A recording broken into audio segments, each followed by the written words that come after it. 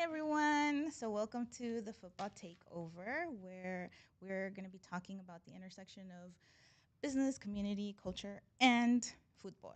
Thank you guys so much for tuning in today. It's going to be a little bit of a different format than the last one. So, prepare yourselves. Um, so since we did the first show last week, it's been first of all, thank you so much for the response. It's been really interesting and fun to get messages and just inquiries about the show and the why and hey, what else is coming up and all of those fun questions. So let me tell you the why. Um, I think, like I've always said, football, there is an entire culture behind it that fuels it. It's really all about the supporters and the people that are in it. And I think one of the really beautiful things that we're experiencing right now is the fact that the rest of the world and our neighbors, our communities, are also learning about a lot of like those little nuances and those little special things, right, that make up the culture, and there's also a lot of people that maybe haven't really grown up with soccer who are now part of it, who have now had a chance to also really be a part of it because of the big game that is happening this summer and the summer of soccer. So, I thought this is the perfect time to, like I continue to say, have conversation with friends, talk about the sport, and explore a little bit more about, how we're all connected through the sport. Something that I think a lot of us love, and that a lot of you are also starting to love. So that's the reason behind it. And I wanted to share that with you. So, yeah, so thank you for tuning in, and please continue to tune in. Now, I really want to take a moment because last week, there's so many things have happened, I think, in the span of a week. But when we were doing the show, it was one of those days that I think a lot of us didn't know how the day could end, and there was a really big world event that impacted so many of our neighbors, especially the Venezuelan community. That I just really wanted to take a moment to recognize that, to also really extend, like el cariño, el amor, and uh, prayers to the Venezuelan community, because I know that the earthquakes that happen in Caracas and La Guaira have truly, truly affected not only the Venezolanos in Venezuela, but across the world. And here in Houston, we have such a high population of Venezuelans, and it is beautiful to see all of the how everybody is coming together to really, support um, and make sure that there's aid given to everybody that was affected by the earthquake. So I have received, different calls, text messages asking like, "Hey, do you know what we can do, where we can go?" And so I want to share some of the information that I've been able to compile, because there are, first of all, really amazing, strong. Organizations here in Houston that are already doing the work, and I think it's important to support them. And there's already an entire network of people that are opening their businesses, that are opening their their wallets, everything, all the resources that they have, to ensure that aid can be sent over to Venezuela. So we have compiled a couple of slides, just showing what you can, first of all, donate and where to donate. So if you look on the screen, you'll be able to see them. There's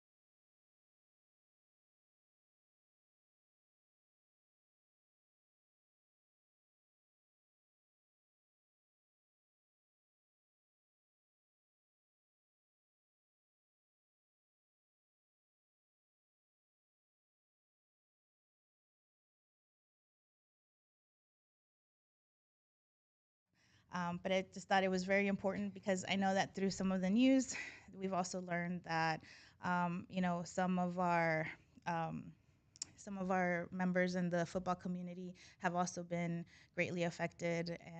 And again, just really want to send, you know, love and prayers because it's very impactful for everybody. And yeah, so thank you very much. Please make sure that you can go and support, you know, for all of the community, all of our Venezuelan brothers and sisters. Um, well, and now let's talk a little bit about what's been happening around town. There have been a lot of really cool events, and I just want to give a quick shout out. And what I'll do is I'll also post some video that I took over the weekend in my stories. But major shout out to Toros HTX. They just hosted the Toyota Football Club event over the weekend, and it was really, really fun. So make sure that you go check them out. They are here in the Arts District. They are showing all of the games, and you know they have a really fun space, and they also host a lot of fun events. So highly recommend you go out to it. And then also major shout out to the Precinct 2 United team. That would be Elva, Blanca, and the rest of the crew. They put on a penalty shootout in James Driver Park. That was really fun to go watch. I did not try to hit a penalty because, yeah, I haven't practiced. But there were a lot of people, all ages, and it was really fun to see that. And I want to give a shout out because I think one of the cool things is when you think about football soccer, you always thinking, okay, oh, you know, it's the game, it's I don't know, like you have to go and play, you know, for 90 minutes. No, there's a lot of aspects to it. There's a lot of other fun events that are constantly happening here in the city that are related to the sport. And so those were two really fun events that happened over the weekend. But yeah, so let's see. I'm gonna check on here to see who is who is on here. Thank you guys so much again for being here. And now we're gonna go into our main segment. Um, this has been I'm very excited about today, and I'll tell you why. So, first of all, I love music. I love music. I love my salsa. I really love salsa. I think people do not understand that. And so, a couple years ago, I met this person, and I was just like, oh, man, she's cool. She's awesome. And then, you know, it was really interesting to just kind of see like the evolution of our guest from what I would say, you know, a very corporate setting and very corporate to now really showcasing being in a space and showcasing like you know her light, her how fun she is, which has always been there, but I think it's different when your profession like truly allows you to do it. And so so I'm very excited that today I get to have as a guest Karina Lopez, also known as DJ Caribits. Thank you so Hola. much, Maria. I love the intro. Thank you so much. Really happy to be here. No, thank you. This was fun. This was really fun. Like I've been looking forward to it because you know, we've shared a lot of different moments and stuff, and now I'm like I get to have a conversation with you in public Yeah, with a lot of people. in public with a lot of people. And I don't think Maria told the full story of all the lives we've lived together. We've had We've had quite a everything few. from nonprofit to multiple businesses, and this has been a constant. So I'm just really happy to be here talking to you today. Thank you. Me too. Me too. All right. So let I will give you the microphone so you can kind of start us off. Tell us a little bit about yourself. All right. Well, thank you so much. It feels like an interview. Once again, thank you so much for coming out. My name is DJ Carrie Beats. My real name is Karina Lopez. I like to say I'm an engineer by background, but I love music as well.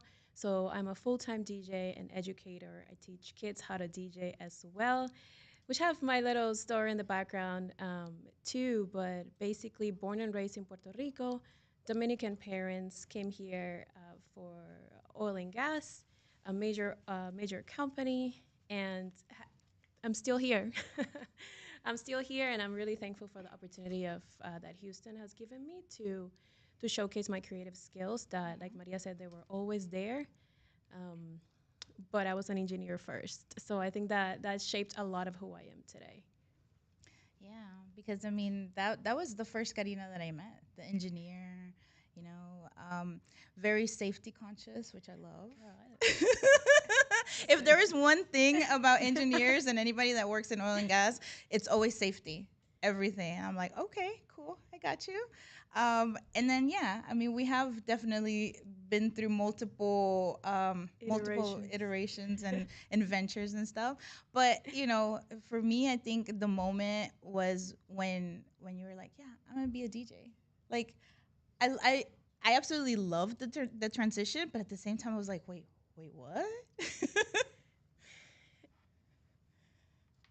Yeah, so DJing is one of those things that so my message is really clear. I wish I would have started earlier. Hmm. It's one of those things that I've always wanted to do but didn't have the opportunity or the representation, right? You know, immigrant parents, you have to have a career first. So I do remember my mom saying, Kari, you have to finish a career first and then you can go into your creative life.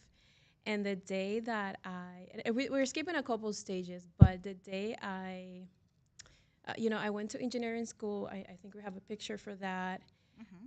graduated and came to Houston, started working in oil and gas, very safe.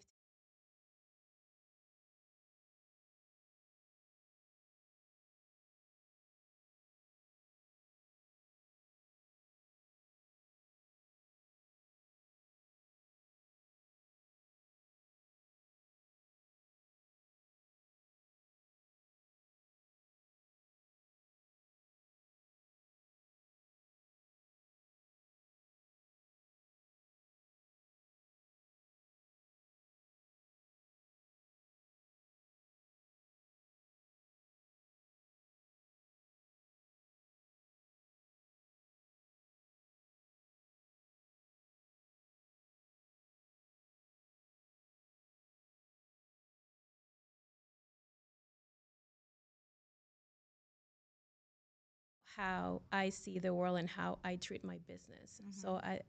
everything shaped the next stage. Yeah. No, and I did, and I mean, and I do Oh, that's say. a cute picture. Sorry, that's a cute picture. No, and I remember I think you had gone on one of your trips and you came back and or I don't know somehow I remember a similar picture to that with your hard hat and all of Yeah, that. I don't know if it was in Bolivia or yeah. something. So this is a very uh, not generic, but stereotypical picture of an engineer, right? And uh, I would change jobs every 2 years. So I moved up really quick. This is one of my first field jobs. So I did Hmm. this for a year, 20 days on, 28 days off. Coming back to Houston, not really. I traveled the whole world. I was just traveling by myself. Love Morocco, by the way. Then I went out I came back to Houston, and that's when I started all the different businesses. But I continue, right? Like this picture is from 2018, Hmm. and then I moved into solar projects, wind projects, everything, fuel cells, all the renewable power as well. So that was just the start of that period. And one thing it taught me is that I wanted more. Hmm. I wanted more. So it was always there. Yeah, no, and I mean, if there's one thing about Karina is that you know she says it, she does it, and it's been really exciting to see that whole journey, because you know from engineer to you're a very creative person. I mean, because like you said, before you became a DJ, there were some other businesses in between that you know we I would say collabed in a way, Mm. but you're a very creative person and I love that you like highlight that you show that, and that you made sure that you were always true to yourself. Like, yes, I can have my career and, you know, do what I need to do, right, from a family aspect or however you want to say that. But then you are also a very creative person and you always found your outlet. You always, did your thing. And I think that is very admirable, because a lot of times, like, sometimes we kind of say, like, ah, no, I'm either going to wait until, who knows, I retire, or you just kind of suppress it and you're like, eh. Yeah, I would encourage everyone to start early. Whatever it is, I would encourage people to start early because a lot of people don't know, but this is not my first business. And Mari has been a witnesses of this. This is actually my third business. I started in e-commerce, but you don't know that. But if you see my website and it works, that means my experience brought me to that point. Then I went into retail face to face at the Galleria. I was in sales, direct sales to consumers, so I have that experience. Yeah. And then I went into DJ. So a lot of people don't know this, but they think, oh, she just started DJing, and think it's a linear path. When in reality, every experience shaped who I am today, and that's why I'm. If there's one thing for you to take away from this conversation is that you need to start early because I wouldn't have realized that I loved to DJ if I hadn't done the other two businesses that I looked at myself and say, um, actually, Gustavo also helped me. I looked at my business and say, why am I in the Galleria doing this direct sales when I really just want to DJ? But you kind of have to go through that process Yeah. of trying different things until you land the thing that resonates with you. Yeah. Exactly. Exactly. So, all right. So you were there in the Galleria. You said, I want to DJ. What was the first step, or, exactly, like, what was the next thing that you did in order to land that? Well, to even land your first gig. Right. So it was a hot summer night. I was driving back from Austin and I had a call. It was Ilset, DJ Ilset. You know, I will always give you a shout out. And she said, Kari, I'm going to be in town and I need a DJ to open up for me. And I said, yes.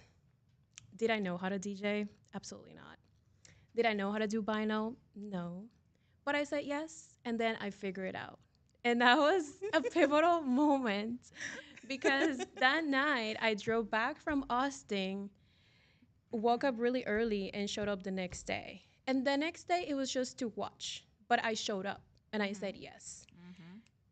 I didn't really know yet. My primary experience was on Twitch. So I used to DJ by myself with an audience that I know who was watching before. Mm-hmm. But up to that point, it was just streaming. But I said yes, and I showed up.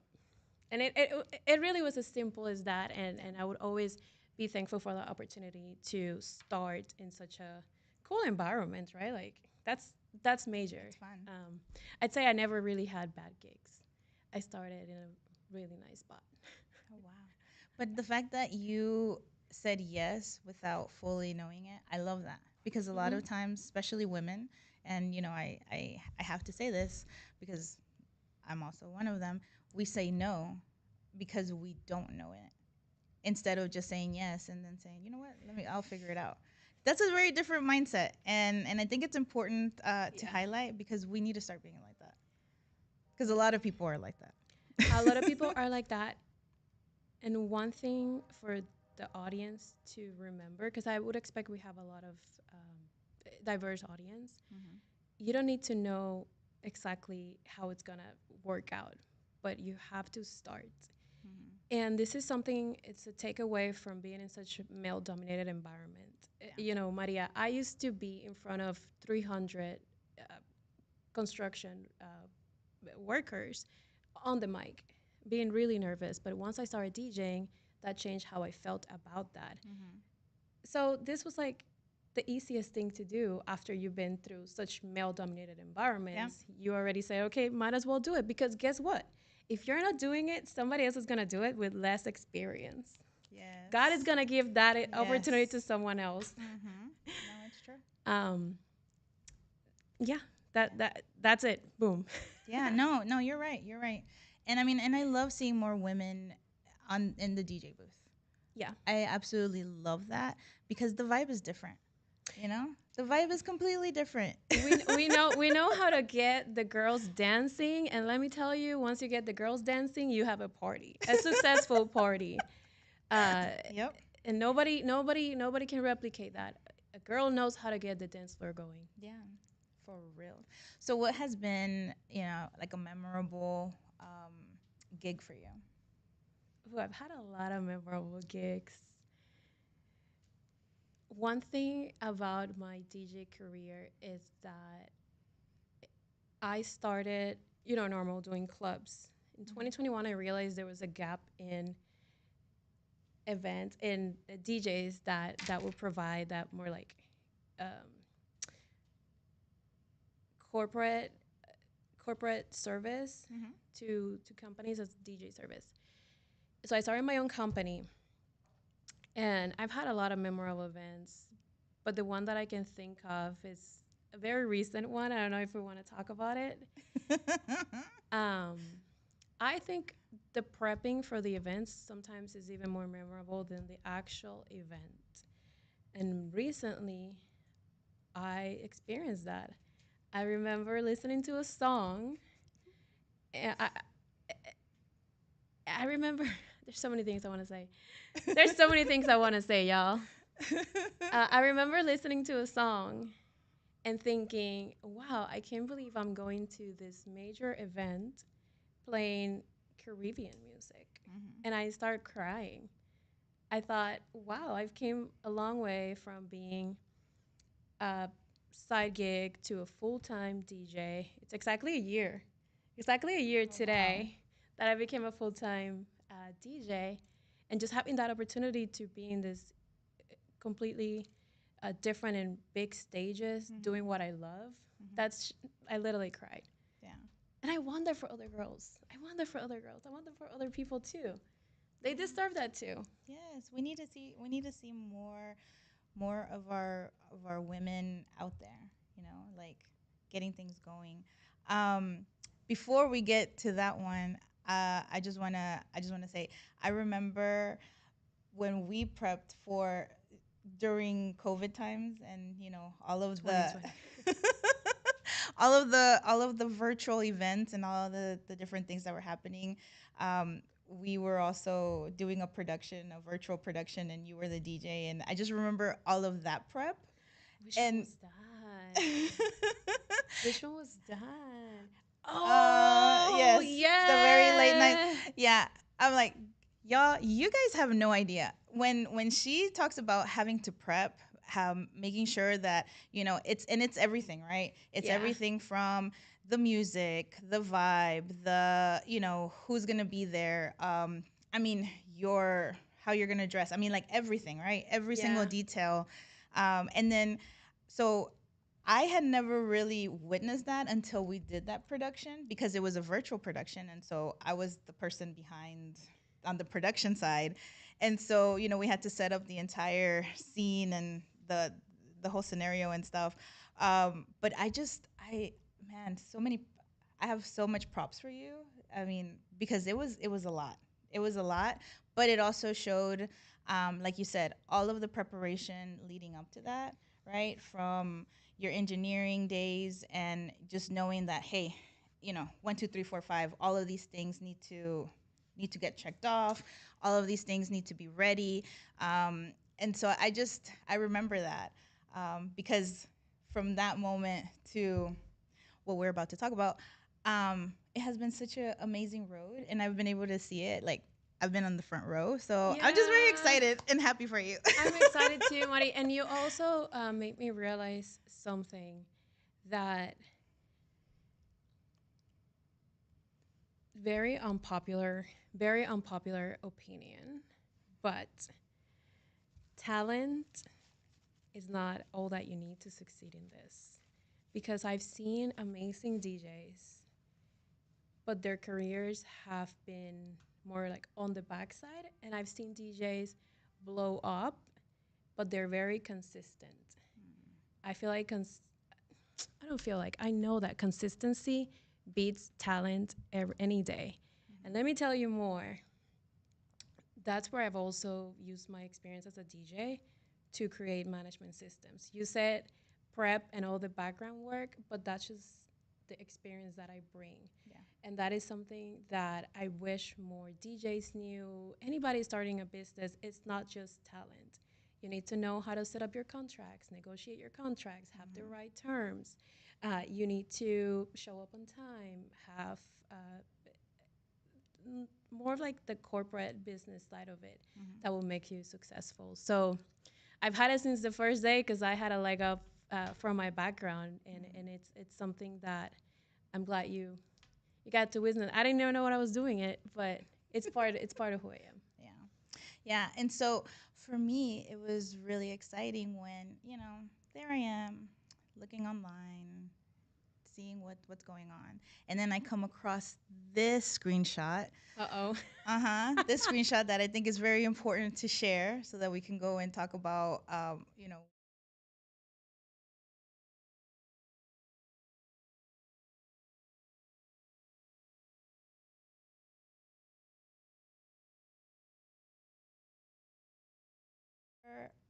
DJing in two of the biggest games, or two of the, what is it, 11 US cities for World Cup.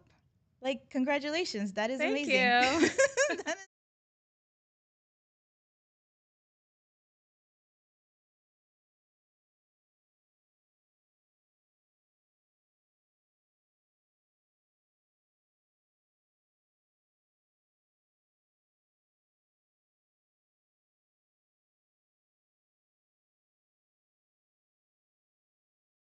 the Gotti engineer to the businesswoman to then, the late nights that we had, prepping for virtual, or just for different events. And then now you're on the biggest stage.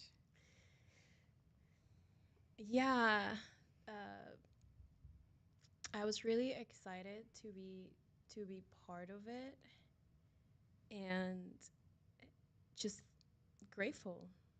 Like I said, it's been a long road from three different businesses shifting into DJing, making it successful, making it a profitable business for a full-time career, and being able to share this gift with the world. And like I said, this is when I started crying when I was prepping, because I realized I can't believe I'm gonna be in the biggest sporting events of the summer playing Caribbean And music. of the world, of And the of the world, world, of the world. playing Caribbean music. I remember being like I said, I'm born and raised in Puerto Rico. I remember that it was summer. I always have these stories, huh? I remember that it was summer, and I was watching the World Cup, and I was making crafts with my hands. I've always made something. I was making. We couldn't really afford to buy the real one, so I created my own designs of like flowers with Okay. glitter. So I was just putting glitter on things, and it's just like a vivid image of me creating a flower with glitter and watching the World Cup. And when I realized I had a residency to be the World Cup DJ for all of these events, various cities, it was it was just exciting. Everything just clicked, and I just couldn't contain my emotions. So I'm just thankful and excited. So that photo that we saw, that was in Kansas City. That was Kansas City. Yeah. And how was that? How was that crowd? How was, like, just, or how was that experience? I mean, now you've done a lot of gigs here in Houston, Yeah. and now you got to go and travel and, do it in another city for, that was a big game as well. So That was a big game, and it was fun. What I would say, what I can share, um, it was fun. It's like I said, I think the biggest part of all these major events is before yeah. the prep work. By the time I got to the event, it almost felt like a wedding. And I DJ a lot of weddings, by the way. So I was just excited to see it unfold throughout the day. And the excitement, nobody can prepare you to see this huge masses of people going up the stadium, doing things at the same time, dancing into their songs. Nobody can prepare you for that moment. That was just like very, very, very exciting. And yeah, that's all I can say. So you were in Kansas City, and then you also DJ'd here in Houston, and that must have been fun. You know, like hometown, like just being there in the stadium and getting everybody pumped about get preparing for the match. Um, Biggest realization. Sorry I interrupted you. It just clicked. We're all so similar. Let me tell you, the music is so similar. It may be in a different language, but one thing about this is that it unites us all. It was so much fun to play music that I didn't know what they were saying. Of course, I looked it up before, but not specifically like my own language. And just seeing people having fun. At the end of the day, it's about connecting and having fun with other people. It doesn't matter where they're from. The best feeling in the world to be part of that and bringing people together through music. Yeah. No, I love that. Uh, and another thing that I really want to recognize about you is you do your homework. You do your homework because I mean you knew the audiences that were going to be there, the teams, and I got to witness a little bit of that research and stuff, and I absolutely love that. You do your homework. You made sure that you were bringing the vibe, that you were respecting and honoring it, Yeah. and I think that is so important because at the end of the day, it's culture, and so and yeah, like you, uh, again, it's that respect and honor of it that is so important. So very cool. Yeah, that's something that applies to every type of event. If there's something I would tell to young DJs is that song selection beats skills any day. So if you do your research and have a solid background, people are going to appreciate that more than you trying to do all this uh, do all this scratching um, in a live setting. So a lot of this corporate events is more about song selection than anything. Yeah, yeah, wow. So for this World Cup, who are you cheering for? Who are you? Who do you want? do you have? do you have a favorite team? For this World Cup, I am cheering for Curacao. All right. Who's gonna tell her? I know, right? Hey, they No, had a great run. They had a great run. listen.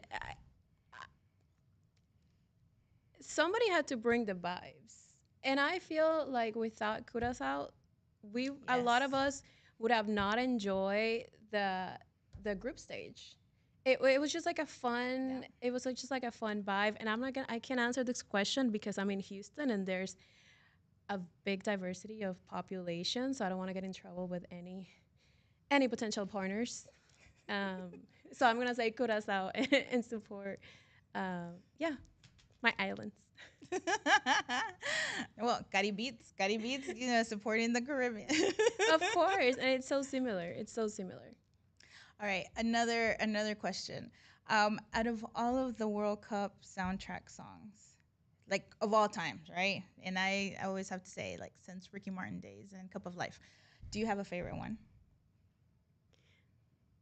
I have two favorite ones. I mean, of course, I had to say Waka Waka. I feel like that was pivotal for everyone. And before we got into this show, I was telling Mari how I was in college and I used to sign my emails with Waka Waka Karina instead of regards. So yeah, it changed my life. Waka Waka was a pivotal moment in everybody's life. Um, of course, Ricky Martin. Nobody can top That's my La Copa de man. la Vida. That's my man. So we're looking for the next artist for the World Cup. You have 4 years. Get ready. We're waiting for you. Exactly. Hey, we're gonna go to Morocco then, because that's where it's gonna Oh, be. so fun. Morocco, So Spain. fun. Right? I think Morocco, Spain. So yeah, no, it's gonna be really fun. And I just want to do before we kind of end this.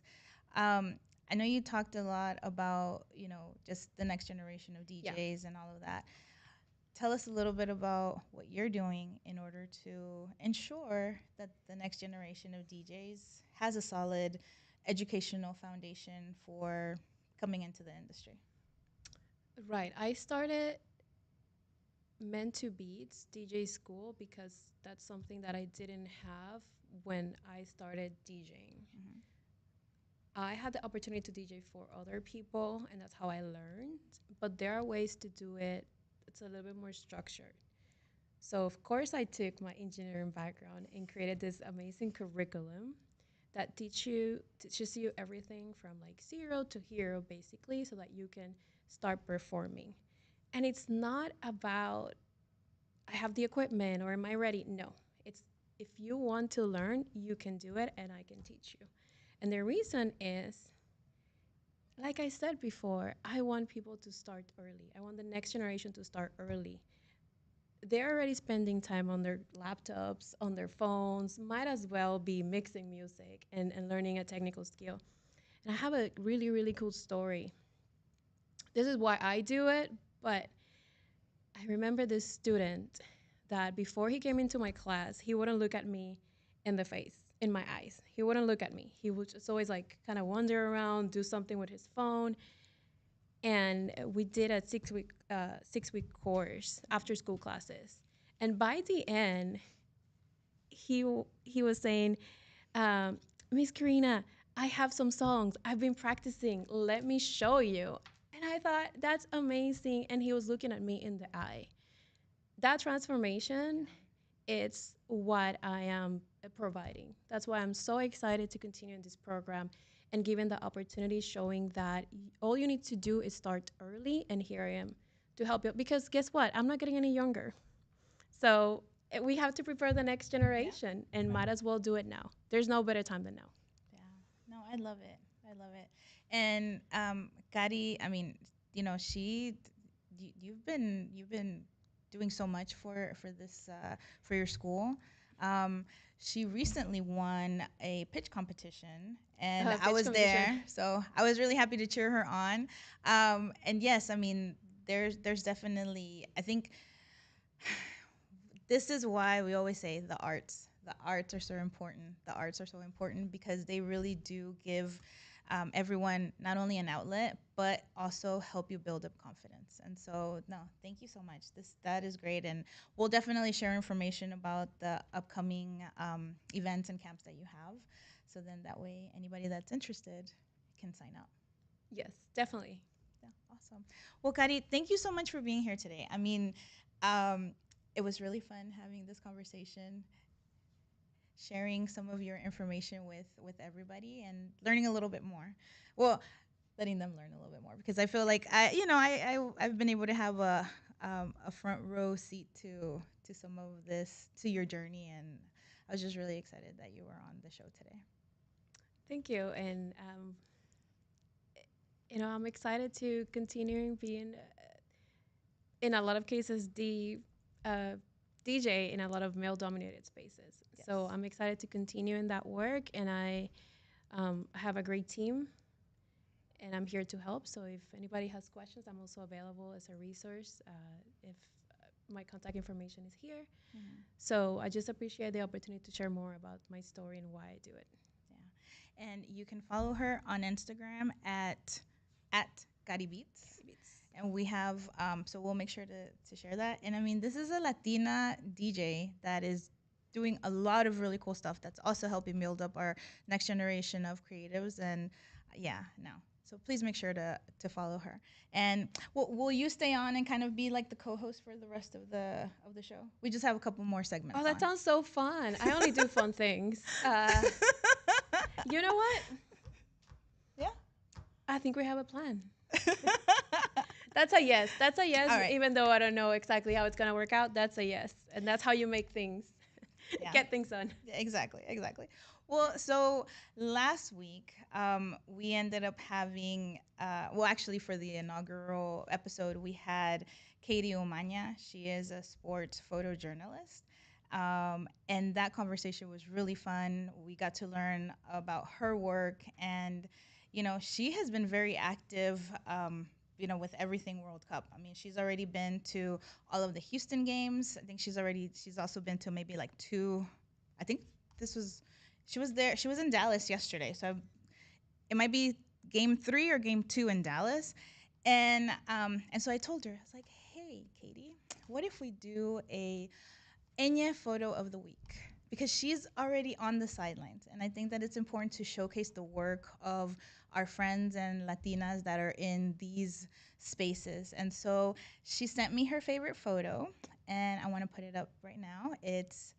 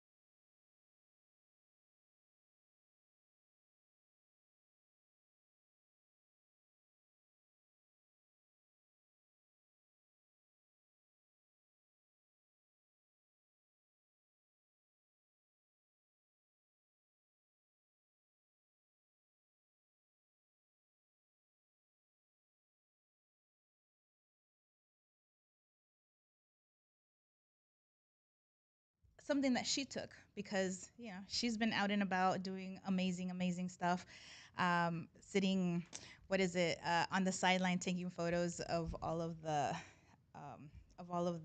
games that she's at. And then I also wanted to just talk a little bit about an initiative that we're doing through Duran Concepts, and that is, we're supporting Central American Collective in helping remodel a soccer field in El Salvador. And so the way that we're doing that is through a fundraiser, and all of our fundraisers are always going to be soccer related in some sort of way. So we have a link where anybody can go buy tickets to the upcoming games that Dynamo is hosting this summer for their summer of soccer. And as you know, Dynamo will be playing against America de Cali in on July 11th, and then they'll be playing against oh my goodness, how can I forget? They will be playing on the 15th. They will be playing against, well, you will see the graphic up here in a second, but you can go to the link and you can buy tickets, and proceeds from those tickets will go back to the fundraiser. So Sede Olimpia. just want to make sure. Oh, there you go. Yeah. Thank you, Club Deportivo Olimpia. I don't know why I was thinking of Mexican club, but yeah, sorry, Honduras. On the 11th, they will be playing America de Cali, and then on the 15th, they will be playing Olimpia de Honduras.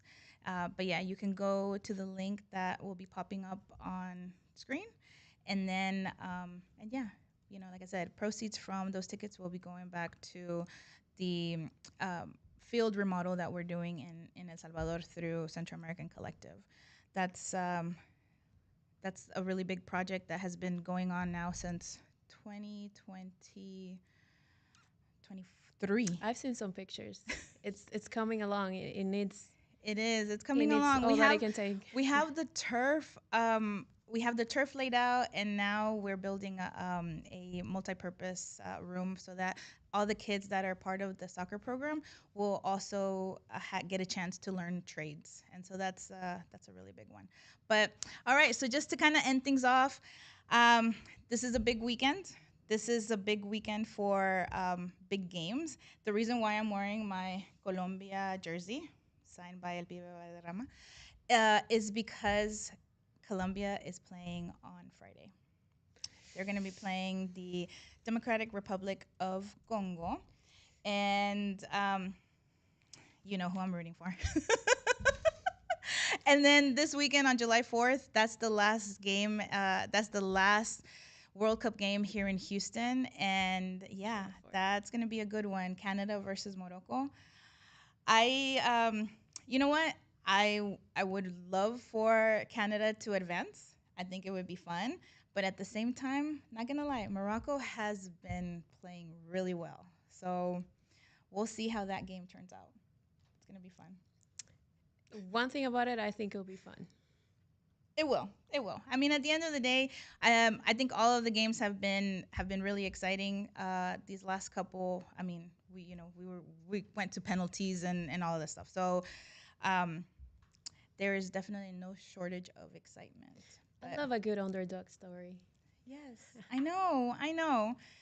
But I do want Colombia to win. So That too. for that one, we want Listen, Colombia to win. Period. But everybody, thank you so much for tuning in to the football takeover. Remember that we are transmitting this show every Wednesday at 10 a.m. And so we will see you here next time.